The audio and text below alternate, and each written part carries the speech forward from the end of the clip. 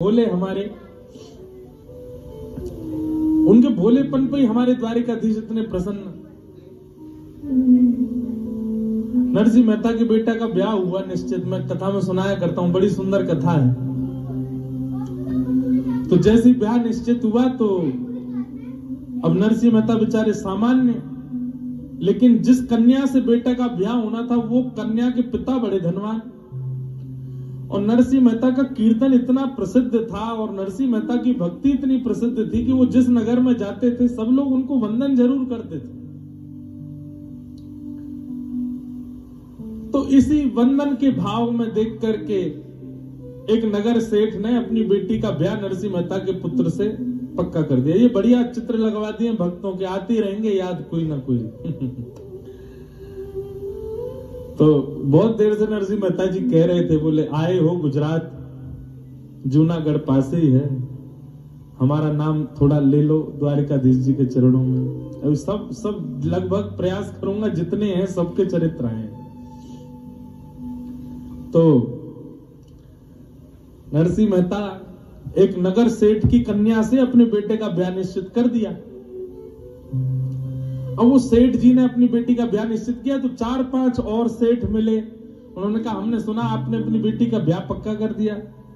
तो सेठ जी बोले हाँ कर दिया। बोले किससे किया? बोले नरसिंह मेहता से, उनके बेटे से।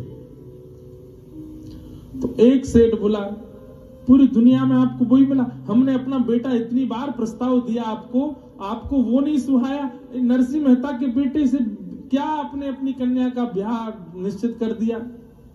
अरे वो कीर्तनकार है, भले ही उनका बहुत नाम है सम्मान है, पर भैया घर में व्यवस्था नहीं है। तुम्हारी बेटी राजघराने जैसे रहने वाली, उनके घर में कैसे निभेगी? और शास्त्र आज्ञा करते हैं बेटी का विवाह सदैव अपने से ऊंचे कुल में ही करना चाहिए।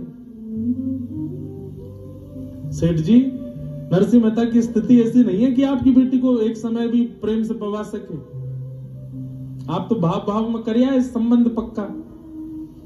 और सेठ जी बोले सच में ऐसा? बोले हाँ, नरसिंह मेहता की स्थिति तो ऐसी है। बोले अब क्या करें, हमने तो पक्का कर दिया। बोले पक्का ही तो किया, ब्याह थोड़ी हुआ है, ब्याह हो जाए तो बात अलग है, अभी पक्का ही तो हुआ है, तोड़ दो संबंध। सेठ जी बोले ऐसे अच्छा नहीं लगता ये तोड़ना, अभी आज का समय थोड़ी ही था, आज के समय में तो कुछ भी संभव है, पर उस समय पर लोग संकोच करते थे। नरसिंह मेहता बड़ा संकोच करें कैसे, वो सेठ जी बड़ा संकोच करें कैसे मना करूं मैं एक बार हाँ कहने के बाद। तो एक सेठ जी ने बड़ा दिमाग लगाया, बोले सुनो एक काम करो। बोले क्या? एक पत्र लिखो और पत्र में लिखो कि हमारी बेटी को ब्याहने के लिए जब आओ तो ऐसी बारात लेके आना। कैसी बारात लेके आना? बोले 100 तो हाथी हों, 200 घोड़े हों, 50 प्रकार के बैंड बाजे हों, और जितने बाराती आमे सबके गले में, जितने बाराती आमे सब बड़े सुंदर दिखने वाले हों, सबकी अचकने इतनी महंगी हों, आदि आदि। ये सब पत्र में लिख करके आप नरसिंह मेहता को भेज दो। नरसिंह मेहता जैसे पत्र देखेगा और सोचेगा इतनी व्यवस्था तुम कर ही नहीं सकते, अपने आप खुद ही तोड़ देगा संबंध, आपकी बेटी सुरक्षित हो जाएगी। हाँ बोले ये बात ठीक है, व्यवस्था इतनी बता दो कि सामने वाला पहली हाथ खड़ा कर दे। पत्र लिखा महाराज, उसमें 100 हाथी। सेठ जी बोले 100 नहीं 200 ही कर दो सीधे, देखते ही हिल जाए नरसिंह मेहता। 200 हाथी कर दिए, 400-500 घोड़े कर दिए, और उन घोड़सवार हाथी सवार बढ़िया ऐसी अचकन हो, नवलखा के हार हो, आदि आदि सब विस्तार से 3-4 पत्रों में भर करके भेज दिया। पत्र लिख करके, पत्र को बढ़िया बंद करके और ऊपर लिख दिया जय श्री कृष्ण, भेज दिया। नरसिंह मेहता बैठे अपना कीर्तन कर रहे थे, तभी पत्रकार लेकर के आया पत्र, और आकर के बोला महाराज आपके लिए पत्र आया। नरसिंह मेहता बोले दिखाओ। पत्र देखा, पत्र के ऊपर लिखा था जय श्री कृष्ण। बोले ए सुनो इधर आओ, इस पे क्या लिखा है? बोले जय श्री कृष्ण। बोले जय श्री कृष्ण लिखा है, कहीं पर भी जय श्री नरसिंह लिखा है? नरसिंह मेहता लिखा है? कहीं नहीं लिखा। तो मेरा पत्र क्यों हुआ? जय श्री कृष्ण लिखा है, इसका मतलब ठाकुर जी का पत्र है, मेरा पत्र नहीं है ये। और भैया किसी और का पत्र तो खोलना भी नहीं चाहिए, जिसका पत्र वही देखेगा। नरसिंह मेहता ने गोला ही नहीं, दर दिया ठाकुर जी के। ठाकुर जी, आपके किसी प्रेमी ने आपके लिए पत्र भेजा, बड़ा भारी पत्र है, अब मैं तो इसको खोलूंगा नहीं नाथ। और आप तो बड़े लीलाधारी हो, क्या पता रुक्मणी जी के मन में कोई भाव आ गया हो, है उन्होंने कोई पत्र भेज दिया हो, क्या पता जामवती सत्यभामा सब द्वारिका में है, आपसे कोई लीला कर रही हो, इसलिए पत्र भेजा। मैं तो नहीं पढ़ूंगा ठाकुर जी, आपका निज पत्र है, देख लीजिएगा इसमें क्या लिखा है। और पत्र धर दिया, खोला ही नहीं। ठाकुर जी मन ही मन सोच रहे, नरसिंह 200 हाथी लिखे इसमें, खुल तो ले एक बार। पर नरसिंह मेहता तो ठाकुर जी को छोड़ दिया। अब यहां सेठ जी ने कुछ दिन प्रतीक्षा करी कि नरसिंह मेहता संबंध तोड़ने का कुछ भाव और करेंगे, पर नरसिंह मेहता की तरफ से तो कोई प्रस्ताव ऐसा आया नहीं। सेठ जी ने बीच में एक बार किसी को भेजा, बोले जाके देख पूछ के आओ नरसिंह मेहता तैयारी कर रहा है क्या। तो कोई गया, जाकर बोला, बोले हम तुम्हारे बेटे का जहां संबंध हो वहीं से आए हैं, वो लोग पूछ रहे हैं सब तैयारी। हाँ सब तैयारी चल रही है महाराज, हम बारात लेके आएंगे, उनसे कह दीजिएगा, कोई चिंता की बात नहीं। उस व्यक्ति ने जाके कहा तो उनको सेठ जी को विश्वास हो गया, जो जो हमने लिखा वैसी ही बारात आएगी।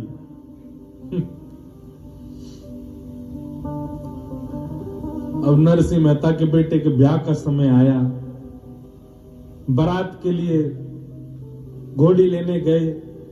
एक बेचारी घोड़ी बूढ़ी हो गई थी, मरणासन अवस्था में थी, कुछ ही दिन में उसके जो है प्राण जाने वाले थे, उसको तो लेके आए। बारातियों के पास गए तो बाराती उल्टा कर्जा, बोले हमारा कर्जा है, तुम पहले वो चुकाओ फिर जाएंगे। नरसिंह मेहता के बेचारे 4-5 बाराती हो गए, उनमें भी 1-2 अंधे थे, 2-3 ऐसे थे जो बिना किसी सहारे के चल ही नहीं पा रहे, ऐसी तो बारात। नरसिंह मेहता लेके निकले अपने पुत्र की बारात। घर में विराजमान ठाकुर जी बेचारे मन में सोचने लगे, मेरे नरसिंह ने पत्र मेरे चरणों में रख दिया, ये कह के कि आपका पत्र है, आप जानो, जानना पड़ेगा। और जो जो पत्र में लिखा था सब ठाकुर जी ने देख लिया। हमारे श्री द्वारिकाधीश तुरंत बलराम जी के पास गए, बोले दाऊ दादा चलो। बोले कहाँ? बोले बारात में जानो। बोले कौन की? एक हमारे भक्त सेवा के लाला की बारात में जानो, चलो। और यदुवंशियों को सबको तैयार कर दिया महाराज। इसी कलिकाल में ऐसे सुंदर सुंदर हाथी, हाथियों के ऊपर रत्न जड़ित सिंहासन, उन सिंहासनों पर सुंदर सुंदर राजा बैठे हैं, दुनिया भर के घोड़े, उन घोड़ों पर सुंदर यदुवंशी बैठे हैं। यहां से कुछ घोड़े आ रहे हैं, इधर से कुछ हाथी आ रहे हैं। इतने में बीच में जाने कौन आकर के वो बूढ़ी सी जो घोड़ी चल रही थी उसको हटा के बढ़िया सी घोड़ी पर उनके पुत्र को बैठा दिया। नरसिंह मेहता सोचने लगे, हमारा पुत्र घूमता रहता, उसके मित्र वित्र ही आ रहे होंगे सब। देखते देखते नरसिंह मेहता को क्या पता, वो तो कीर्तन करते हुए चल रहे थे। जैसा जैसा पत्र में लिखा था वैसी ही बारात निर्मित होती चली गई। दूर दूर तक महाराज देखें तो राजकुमारी राजकुमार चल रहे हैं, सब यदुवंशी। वो सेठ जी जिनकी पुत्री से ब्याह होना था, उनसे किसी ने जाके कहा, बोले नरसिंह मेहता के पुत्र की बारात आ रही है। बोले यहां से नहीं दिखेगी, किसी पहाड़ी पर ऊपर चढ़ के चोटी पे से देखनी पड़ेगी, इतनी विशाल बारात है। बारात जाकर के देखी महाराज, ऐसे ऐसे हाथी, ऐसे सुंदर उनके दांत, ऐसे सुंदर घोड़े, ऐसे सुंदर राजकुमार। और उस बारात में सबसे आगे जब देखा तो नरसिंह मेहता का पुत्र एक घोड़ी पर बैठ करके चल रहा है, और एक तरफ साक्षात श्री बलराम जी और दूसरी तरफ श्री द्वारिकाधीश नृत्य करते हुए बारात लेकर के जा रहे हैं। क्यों? नरसिंह मेहता ने समर्पण कर दिया।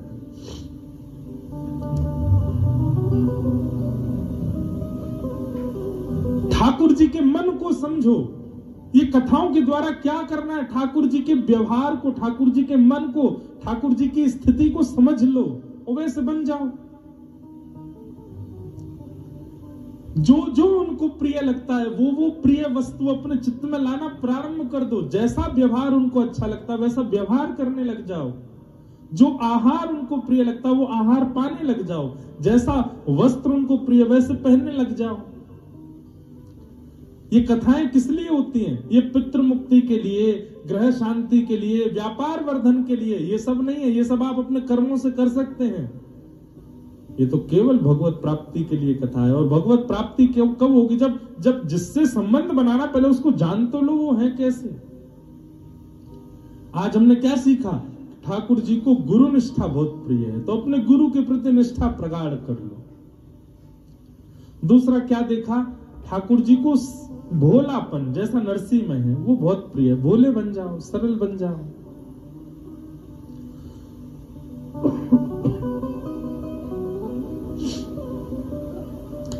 द्वारिकाधीश स्वयं राजा नहीं बने कभी, अपने नाना उग्रसेन को राजा बनाया इस नगरी का। अब इससे क्या सीखते हैं हम? पदवी मिलने के बाद भी उस पदवी का त्याग करना, ये ठाकुर जी से सीखो। पदवी त्याग करने का मतलब क्या है? ठाकुर जी ने पदवी का त्याग करके कोई पूरा दायित्व डाल दिया हो उग्रसेन के ऊपर? नहीं, उग्रसेन केवल राजा बने बैठे हैं। राजाओं की सारी क्रिया ठाकुर जी करते